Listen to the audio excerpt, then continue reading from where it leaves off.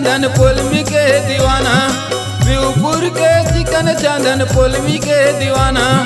भंग टोला के टूरमन कैसे मोर तीर मायाना, अरे आना गजला आना, आना ओ गजला मोरे तीर मयाना, ओ आना ओ गजला बाहमा समाना, आना ओ गजला मोरे तीर मयाना, ओ आना ओ गजला दिल मा समाना। शिवपुर के चिकन चांदन पोलमी के दीवाना, शिवपुर के चिकन चांदन पोलमी के दीवाना। भंग टोला के टूरमन कैसे मोर तीर मायाना, अरे आना गजला आना, आना ओ गजला मोरे तीर मयाना, ओ आना ओ गजला बाहमा समाना, आना ओ गजला मोरे तीर मयाना, ओ आना ओ गजला दिल मा समाना।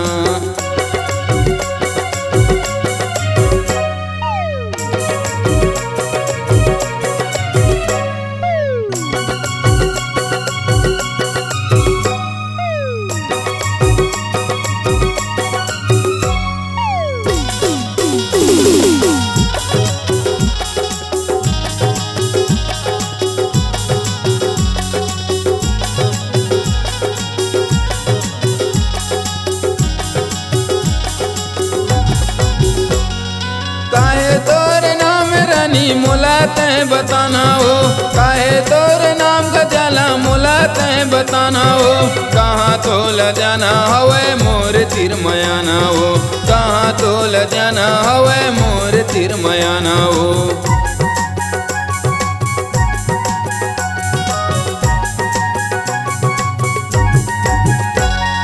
काहे तोर नाम रानी मोला तैं बताना हो, काहे तोर नाम गजला मोला तैं बताना हो। कहाँ तो ल जाना हवे मोर तीर मयाना हो, कहाँ तो ल जाना हवे मोर तीर मयाना, अरे आना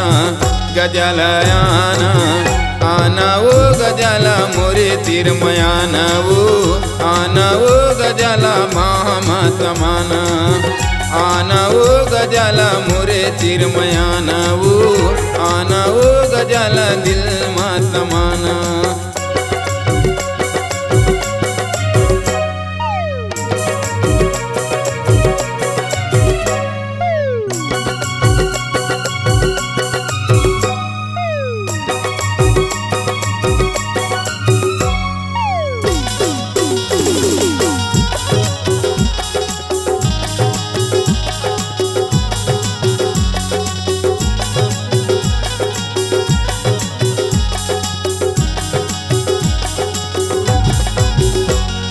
पोलमी के बाजार में रानी तही हो आए हत, पोलमी मोरे गाँव में रानी तही हो आए हत। रख ले मोरे मयक चिन्ह पहली बार आए हत, रख ले तैं मयक चिन्ह पहली बार आए हत।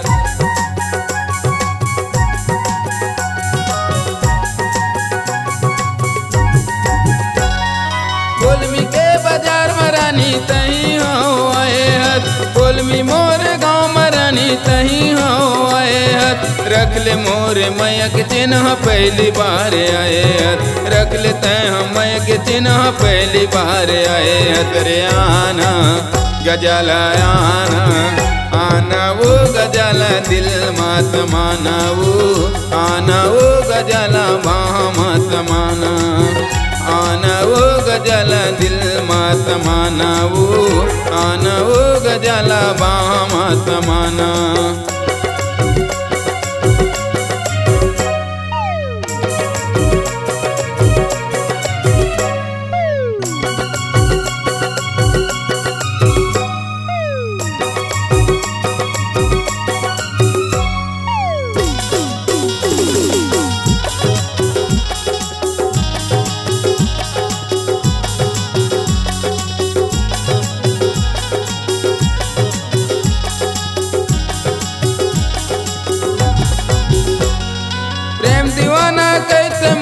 स्वागत राम शिव नाम वो, प्रेम दीवाना दीवाना कैसे मोला स्वागत राम शिव नाम वो कहाँ तिल पंडरिया मोरे जिला कबीर धाम वो नंदी करारे मगर दुआरे महावीर मोरे धाम वो